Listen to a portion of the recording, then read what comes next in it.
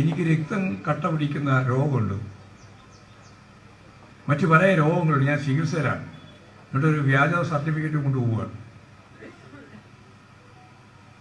കോടതി പറഞ്ഞു രണ്ട് വിധത്തിലുള്ള സർട്ടിഫിക്കറ്റ് ഉണ്ട്. പോലീസ് ഹാജരാക്കിയ സർട്ടിഫിക്കറ്റും ഉണ്ട്, അദ്ദേഹം തന്നെ ഹാജരാക്കിയ പ്രൈവറ്റ് ആശുപത്രിയിലെ സർട്ടിഫിക്കറ്റും ഉണ്ട്. അപ്പോൾ കോടതി പറഞ്ഞു എന്നാൽ നമുക്കൊരു കാര്യം ചെയ്യാം, ഏതായാലും അവസാനത്തെ മെഡിക്കൽ പരിശോധന നടത്താം. ഒരു യൂത്ത് കോൺഗ്രസ്സുകാരൻ നേതാവ്, അതിന്റെ പ്രസിഡന്റ് അറസ്റ്റ് ചെയ്തിരിക്കുന്നു. അറസ്റ്റ് ചെയ്തതിനെ പറ്റി ചിലപ്പോൾ അവർ തന്നെ പറഞ്ഞുകൊണ്ടിരുന്നത്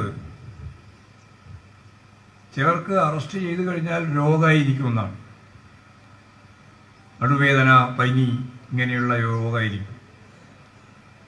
അത് മറ്റു ചില ആളുകളെ ആക്ഷേപിക്കാൻ വേണ്ടിയിട്ട് ഉപയോഗിച്ച പദങ്ങളാണ് ഇവരെന്നെ. എന്നാൽ ഇവരെ അറസ്റ്റ് ചെയ്തപ്പോൾ എന്താ പ്രതികരണം? എനിക്ക് രക്തം കട്ട പിടിക്കുന്ന രോഗമുണ്ട്, മറ്റു പല രോഗങ്ങളുണ്ട്, ഞാൻ ചികിത്സയിലാണ്. എന്നിട്ടൊരു വ്യാജ സർട്ടിഫിക്കറ്റ് കൊണ്ടുപോവുകയാണ്. കോടതി പറഞ്ഞു രണ്ട് വിധത്തിലുള്ള സർട്ടിഫിക്കറ്റ് ഉണ്ട്. പോലീസ് ഹാജരാക്കിയ സർട്ടിഫിക്കറ്റും ഉണ്ട്, അദ്ദേഹം തന്നെ ഹാജരാക്കിയ പ്രൈവറ്റ് ആശുപത്രിയിലെ സർട്ടിഫിക്കറ്റും ഉണ്ട്.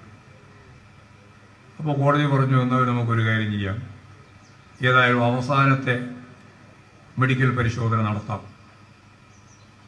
കോടതി തന്നെ സമ്മതിച്ച് കോടതിയുടെ നിർദ്ദേശം അനുസരിച്ച് കൃത്യമായിട്ട് ജനറൽ ഹോസ്പിറ്റലിൽ കൊണ്ടുപോയി ഏറ്റവും പ്രധാനപ്പെട്ട ന്യൂറോ ഉൾപ്പെടെയുള്ള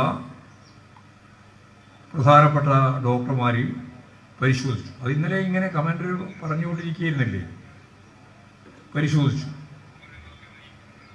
അവർ കൊടുത്ത റിപ്പോർട്ട് എന്താണ് എന്ന് ടി വി ഇങ്ങനെ പറഞ്ഞുകൊണ്ടിരിക്കുന്നുണ്ട്. ഞാനിന്നലെ ടി വി കണ്ടുകൊണ്ടിരുന്നതാണ്. ആ റിപ്പോർട്ടിൽ കാര്യമായ ഒരു രോഗവുമില്ല. ആ റിപ്പോർട്ട് കോടതിയുടെ മുമ്പിലെത്തി. ഇതിനു മുമ്പ് അറസ്റ്റ് ചെയ്ത KSU യൂത്ത് കോൺഗ്രസ് നേതാക്കന്മാർക്കൊന്നും ജാമ്യം കിട്ടിയിട്ടില്ല. അങ്ങനെ ജാമ്യം കിട്ടാതിരുന്നത് പോലെ ഈ പറയുന്ന യൂത്ത് കോൺഗ്രസിന്റെ പ്രസിഡന്റിനും ജാമ്യം കിട്ടാൻ സാധ്യതയില്ല. രോഗമാണ് എന്നുള്ളത് കൊണ്ട് എന്തെങ്കിലും ഒരു പുതിയ പ്രത്യേകതയിൽ ജാമ്യം കിട്ടുമോ എന്നുള്ള ശ്രമമാണ് നടത്തിയത്. സമരവും പ്രക്ഷോഭവും നടത്തുമ്പോഴുന്ന ലാർജവും വേണം. സമരത്തിന്റെയും പ്രക്ഷോഭത്തിന്റെയും ഭാഗമായിട്ട് കൽത്തുറുങ്കിൽ കിടക്കേണ്ടി വരും. പറയുമ്പം കാണിക്കുന്ന ആവേശം പോരാ, അതിനുള്ളൊരു മനസ്സ് വേണം.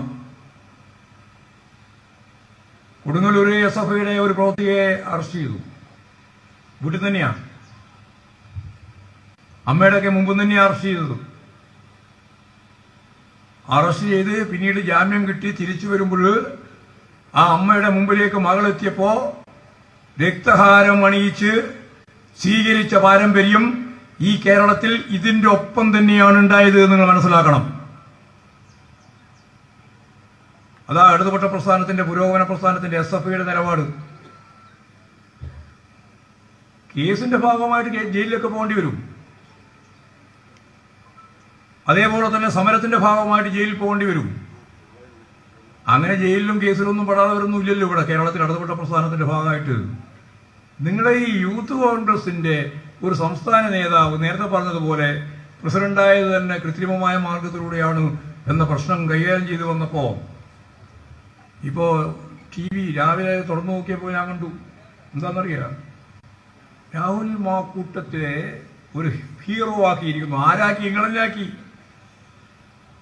അല്ല വേറെ ആരെങ്കിലും ആക്കി എന്നുള്ള ധാരണ നമുക്ക് വേണ്ട. ഒരു കേസിൽ പ്രതിയായാൽ ജാമ്യം കിട്ടാൻ വേണ്ടിയിട്ട് കള്ള സർട്ടിഫിക്കറ്റ് ഉണ്ടാക്കുക. ആ കള്ള സർട്ടിഫിക്കറ്റ് ആണോ അല്ലയോ എന്ന് മനസ്സിലാക്കാൻ വേണ്ടിയിട്ട് കോടതി തന്നെ ചികിത്സക്ക് അയക്കുക. പരിശോധിച്ച് വന്നപ്പോൾ അങ്ങനെയുള്ള ഒരു കേസും ഇല്ല എന്ന് വ്യക്തമാകുക. ജാമ്യം കൊടുക്കാതെ ജയിലിലടക്കുക. ഇത്രയും വന്നപ്പോൾ എന്തായിരുന്നു ഭയങ്കരമായ പ്രശ്നം? ഇവിടെ ആരൊക്കെയോ എന്തൊക്കെയോ ചെയ്തിരിക്കുന്നു എന്നുള്ളതാണല്ലോ വിശദീകരണം. പോലീസ് എടുക്കുന്ന നിലപാടുകൾ പലതും ഇടതുപക്ഷ ജനാധിപത്യ മുന്നണി ഗവൺമെന്റ് ഉള്ളപ്പോൾ തന്നെയല്ലേ, പിണറായി വിജയൻ മുഖ്യമന്ത്രിയായിരുന്നപ്പോൾ തന്നെയല്ലേ തൃശ്ശൂര് ഞാൻ നേരത്തെ പറഞ്ഞ കൊടുങ്ങല്ലൂര് ഒരു SFI വിദ്യാർത്ഥിയെ പോലീസുകാർ വീട്ടിൻ്റെ അകത്ത് തന്നെ പിടിച്ചുകൊണ്ടുപോയത്? അമ്മേന്റെ മുമ്പ് നിന്നല്ലേ പിടിച്ചുകൊണ്ടുപോയത്? കാരണം യൂത്ത് കോൺഗ്രസ് നേതാവിനെ മാത്രമല്ലല്ലോ അങ്ങനെ പിടിച്ചത്, എത്ര ആൾ പിടിച്ചിട്ടുണ്ട്? ഏതെല്ലാം സന്ദർഭത്തിൽ ഇവിടെ മൃഗീയമായ ആക്രമണം നടന്നിട്ടുണ്ട്? MLA-മാർക്കെതിരായിട്ട് അത്ര ആക്രമണം നടന്നിട്ടുണ്ട് ഇവിടെ.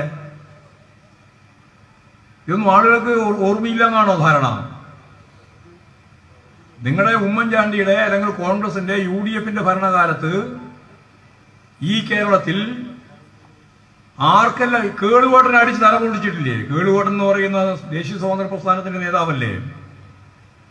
ശിവദാസ മേനോനെ അടിച്ച് തല പൊട്ടിച്ചിട്ടില്ലേ? ഇവിടെ ഈ കണ്ണൂർ ജില്ലയിലെ ഏറ്റവും പ്രധാനപ്പെട്ട ഒരു സമര മുന്നണിയിൽ നിന്ന് സമരം ഉദ്ഘാടനം ചെയ്യാൻ വന്നിട്ടുള്ള സഖാവ് P. കരുണാകരൻ MP-യെ അടിച്ച് കാലൊടി പൂർണ്ണമായ ശരീരത്തിന്റെ ഭാഗങ്ങൾ അടിച്ച് തകർത്തില്ലേ? MP ആയിരുന്നല്ലോ. ഞാനും അതിന്റെ ഒപ്പം തന്നെ അന്നുണ്ടായിരുന്നതാണ്. എന്നെ അവർ അടിച്ചല്ലോ പോലീസ്. അന്ന് ഞാൻ MLA ആയിരുന്നു. ഇവിടെ സമരവും പ്രക്ഷോഭവും ഒക്കെ വരുമ്പോൾ ഇതൊക്കെ സ്വാഭാവികമാണ്. അത് കണ്ട് അരണ്ടു പോകേണ്ട കാര്യമില്ല. അതിനെ അതിജീവിക്കാനുള്ള ശേഷിയാണ് ഉണ്ടാവണ്ടേ. അതിന് വരെ കള്ള സർട്ടിഫിക്കറ്റ് ഉണ്ടായിട്ട് ജാമ്യം കിട്ടുമെന്ന് നോക്കുമല്ല വേണ്ടേ. എന്നിട്ട് അത് ഭയങ്കരമായ ഒരു സംഭവമായിരിക്കുന്നു, പേരിങ്ങനെ ഉയർന്നിരിക്കുന്നു, ഗ്രാഫ് ഉയർത്തിയിരിക്കുന്നു എന്നെല്ലാം പറയുന്ന മാധ്യമങ്ങളോട് വേറെ എന്ത് പറയാനാ? നല്ല ഗ്രാഫാണ് നിങ്ങൾ ഉയർത്തിയത്. നിങ്ങൾ ഉയർത്താൻ വേണ്ടി നല്ല പോലെ ശ്രമിക്കുന്നുണ്ട്, പാടുപെട്ട് പണിയെടുക്കുന്നുണ്ട് ഈ മാധ്യമങ്ങളൊക്കെ. കാരണം നിങ്ങളെ പൊന്നോമനകളായി വളർന്നു വരേണ്ടുന്ന ഭൂസ്വാ രാഷ്ട്രീയത്തിന്റെ ഏറ്റവും പ്രധാനപ്പെട്ട വക്താക്കളാണല്ലോ അവരെല്ലാം. അങ്ങനെ അല്ലാത്തവരെ മുഴുവൻ നിരന്തരമായിട്ട് കള്ള പ്രചാരവേലയുടെ ഭാഗമായിട്ട് അതിനെതിരായിട്ട് പ്രചരിപ്പിക്കുകയാണ്. അവിടെ വ്യക്തിപരമായിട്ടുള്ള ജീവിതത്തെ തന്നെ തകർക്കാനുള്ള ബോധപൂർവമായ പ്രചാരവേല നിങ്ങൾ തന്നെ സംഘടിപ്പിക്കുകയാണ്.